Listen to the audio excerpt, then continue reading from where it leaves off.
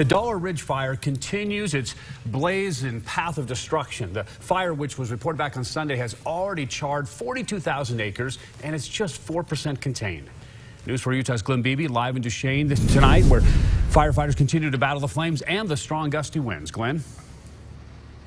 Well, that's right, Don and Kim. You can see on this map behind me just how large this fire has gotten. Now, thankfully, the winds have been somewhat calm for the last several hours, but the winds have been the major driver pushing these lines forward and towards people's homes and other areas. The fire at this point is about 42,000 acres.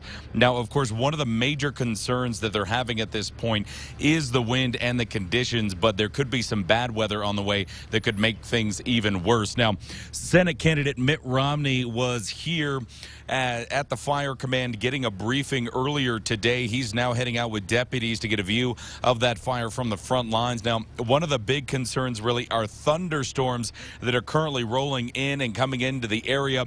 Now, the problem with that is that even though they may not spark new fires, those thunderstorms can bring with them unpredictable wind patterns, and that could be dangerous not only for homeowners but for firefighters on the front lines. You never quite know what that could do to the front lines of a fire. In a worst case scenario, it could make the winds unpredictable, and that is something that crews here on the ground are worried about at this point. Now, there is a briefing tonight at Duchesne High School at 7 o'clock. Fire officials from here at the command center will be over there to brief residents and anyone else about not only the progress on the fire but how their homes are doing and other things of that nature. We will have full coverage of that meeting tonight, which starts at 7, so stick with us here both on air and online. Reporting live in Duchesne, I'm Glenn Beebe, News 4 Utah. All right, thanks, Glenn. This fire continues to spread quickly. As a result, a stretch of Highway 40 is now closed. Some people who do not live in the fire's path of destruction were allowed back into their homes today just for a few hours. They grabbed their personal items, they checked on their houses before they once again had to leave. State troopers say that they are trying to be sensitive to everyone's needs, but they cannot let people go past the roadblock if it's not safe. I don't know if my power's turned off, if I got meat going bad or whatever, and I still got chickens at the house. I think they're probably all right.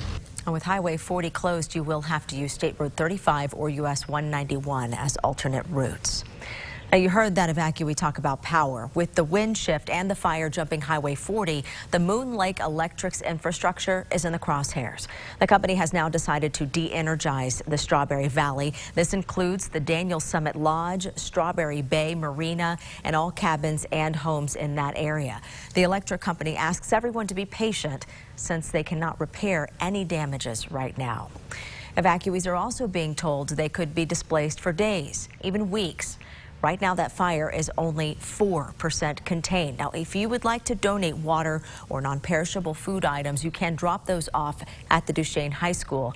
The Church of Jesus Christ of Latter-day Saints in Duchesne is also starting a fund for evacuees at Mountain America Credit Union.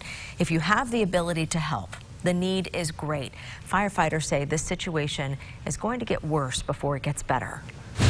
And this situation may actually be worse because with a sustained wind, we know the direction where the wind's coming. We can work on one side of the fire and make some good progress. But with a thunderstorm, it could literally cause winds in any direction. Donations at the high school have wrapped up for today. They will reopen tomorrow from 10 to 4. Just look for the food pantry trailer. And if you want to drop off donations here at the station, you can do that as well. We are going to be accepting them on Friday and Saturday from 8 a.m. to 5 p.m.